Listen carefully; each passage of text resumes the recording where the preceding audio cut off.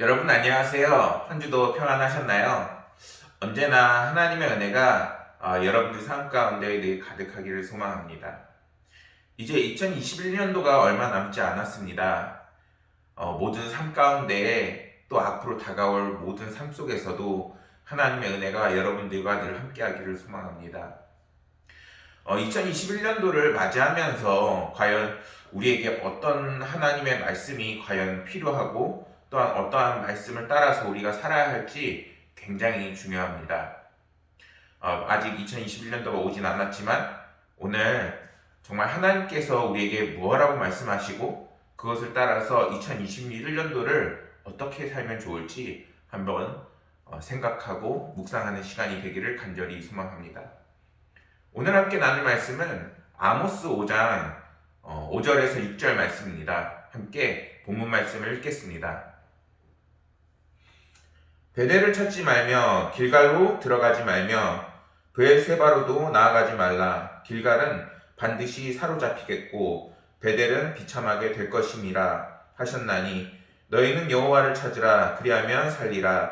그렇지 않으면 그가 불같이 요셉의 집에 임하여 멸하시리니 베델에서 그 불들을 끌 자가 없으리라. 아멘. 오늘은 아모스 5장 5절에서 6절 말씀을 통해서 여호와를 찾으라 라는 제목으로 함께 말씀을 나눠보고자 합니다. 오늘 말씀에서 성경은 베델을 찾지 말며 길갈을 들어가지 말며 브엘세바로도 나아가지 말라고 말씀합니다. 여기서 말씀하는 베델은 하나님의 집이라는 뜻을 갖고 있습니다. 이전에 야곱이 형 에서를 피해서 하란으로 가던 중에 그곳에서 잠을 자다가 꿈속에서 하나님을 뵙고 단을 쌓아 가나안으로 돌아온 후에도 하나님의 지시에 따라 단을 쌓았던 곳으로 유명한 곳입니다. 때문에 베델은 이스라엘에게 있어서 신앙적으로 매우 큰 의미를 지닌 장소입니다. 또한 길갈 역시 이스라엘이 가나안에 입성해서 최초로 진을 쳤던 곳이자 할례를 행했던 곳입니다. 뿐만 아니라 이곳은 엘리야, 엘리사 시대에 선지 학교가 있던 장소이기도 합니다. 때문에 이곳도 하나님과 신앙적으로 매우 중요한 의미를 갖고 있는 곳이기도 했습니다. 그리고 브엘세바는 약속의 땅 최남단에 위치한 곳으로 과거에 이스라엘 족장들이 하나님께 단을 쌓았던 곳으로 유명한 곳입니다. 이곳 또한 이스라엘 백성들에게 있어서 신앙적인 의미가 매우 큰 곳이었습니다. 이처럼 종교적인 면에서 유서가 깊은 이러한 도시이기 때문에 북이스라엘 백성들은 남과 북이 갈라지면서 이곳에 가면 하나님을 만날 수 있을 것이라 라고 자신들이 그렇게 생각을 했습니다.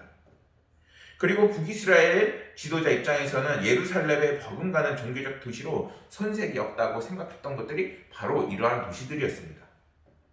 그리고 실제로 북이스라엘 백성들은 절기뿐만 아니라 평상시에도 수시로 이곳을 방문하고 제사 드리고는 했던 것입니다. 그렇다면 이렇게 종교적으로 신앙적으로 유서가 깊은 도시임에도 하나님께서는 왜 오늘 말씀에서 그곳으로 가지 말라라고 말씀하는 것일까요?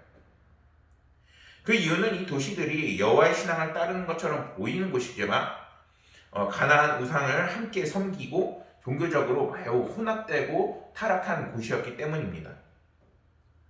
하나님께서 명하신 율법에 비추어 볼 때 그곳은 하나님께서 제시하신 하나님을 만날 수 있는 장소가 아니었던 것입니다.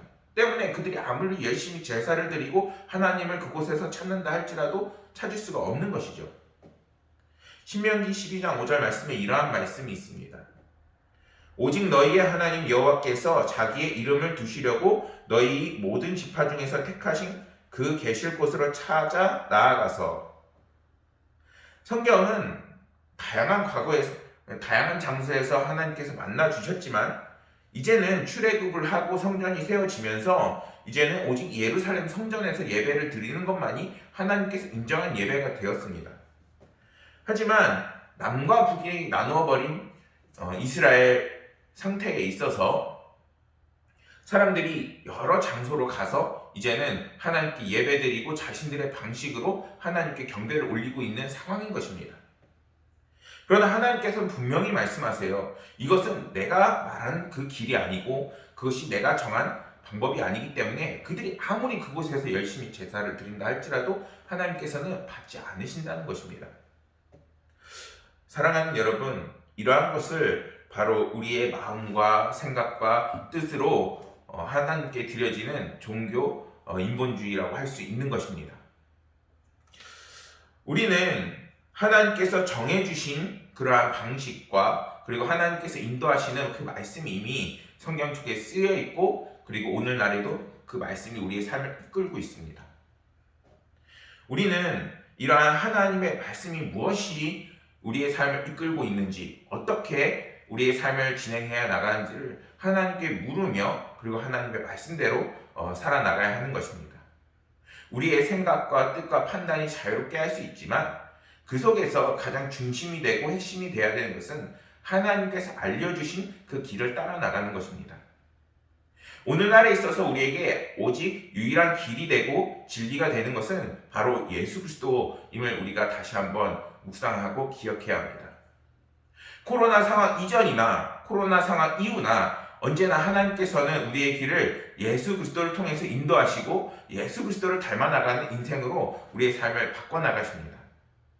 우리가 다른 곳에서 예수 그리스도가 아닌 다른 방법으로 하나님을 만나려고 하지만, 다른 방법으로 하나님께 복을 받고 하나님께서 축복을 받는 삶을 살아나가려 하지만 그것은 진정한 답이 될 수가 없는 것이며, 그것을 통해서는 결코 그 어떤 것도 하나님으로부터 얻을 수 있는 것이 없는 것입니다.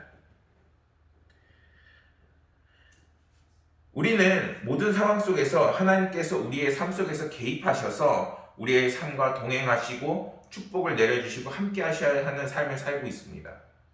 그리고 2021년도에도 분명히 하나님께서는 우리의 삶에 적극적으로 개입하셔서 우리와 동행하시는 삶을 살 때에 지금과 같이 어려운 삶, 또한 급속도로 변하는 삶 속에서도 반드시 하나님의 은혜로서 살아나갈 수 있게 되는 것입니다. 그런데 오늘 말씀에서 분명히 얘기하듯이 우리는 그 모든 삶을 맞이함에 있어서 정말 하나님께서 우리의 삶을 통치하시고 인도하실 수 있도록 우리의 삶 속에 있는 제약된 것, 그리고 잘못된 것들을 하나님 앞에 내려놓고 이제는 하나님이 주시는 거룩한 것으로 채워나갈 수 있는 삶으로 변해야 하는 것입니다. 그럴 때 하나님께서는 은혜와 축복을 우리에게 더욱더 더해 주실 수 있게 되는 것이고, 이제는 우리의 삶이 변화되어 더욱더 2021년도를 풍성하고 은혜롭게 맞이할 수 있게 되는 것입니다. 사랑하는 여러분, 많은 걱정들이 여러분들 삶 앞에 놓여 있습니까? 두려워하지 마세요. 하나님께서는 오늘도 여러분들에게 축복과 삶을 인도하시기 위해서 끊임없이 말씀하시고 메시지를 보내시고 오늘날에도 우리에게 반드시 그 길을 인도하십니다. 중요한 것은 우리가 2021년도에도 우리의 모든 것을 하나님께 맡기고, 그리고 하나님을 찾으며 여호와께서 인도하시는 그 길을 따라 나가는 것입니다. 사랑하는 우리 그리스도의 백성들이 이제는 주님을 전적으로 의지해서 이제는 다른 길로 가는 것이 아니라 하나님과 동행하고 하나님께서 인도하시는 그 길로 가서 더 큰 은혜와 축복을 누리시는 2021년도가 되시기를 간절히 소망합니다.